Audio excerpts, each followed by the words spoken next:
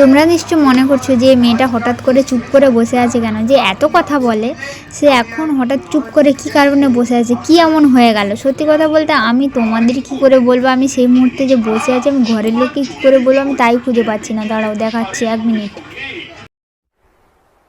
चल झूठा।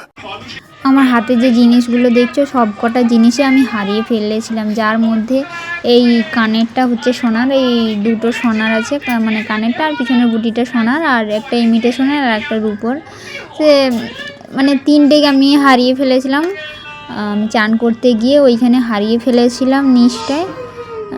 কানেরটা বাথরুমে পেয়েছি এলাম, আর ছোটোটা ওই সামনেটা বাথরুমের সামনে, বাইরেটায় মানে 1 ঘন্টার উপরে যাচ্ছি আমি, খুঁজেই পাইনি। আর এত ছোট ওইটা ছিল যে মানে একদম ধেপে ধেপে ধেপে ধেপে খুঁজতে হচ্ছিলো। আর এই যে বুটিটা দেখছো, এটা আমি খুব শখ করে নিয়েছিলাম, কত ঝগড়াঝাটি অশান্তি করে রিয়ার বাবার কাছ থেকে নিয়েছিলাম, কোনো রকমে তো করে দিয়েছিল।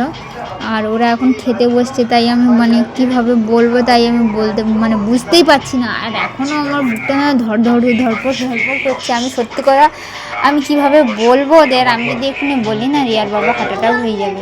তারপরে আগেরটা ছিল সেটাও রেখে দিলাম, আর কানে যেইটা ছিল আমি সেইটাও খুলে রেখে দিলাম। কেন এর আগে আমি 2-3 বার, না 2-3 বার নয়, ওই কানের ছোট পিছনের এটা যে আমি 4 বার খুঁজেছি, আমি 4 বার হারিয়েও ফেলেছিলাম।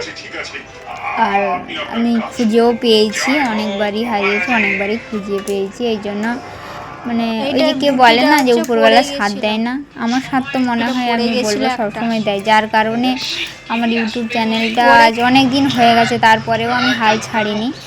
তো তোমরা আমার পাশে থেকো। চলো টাটা, বাই বাই।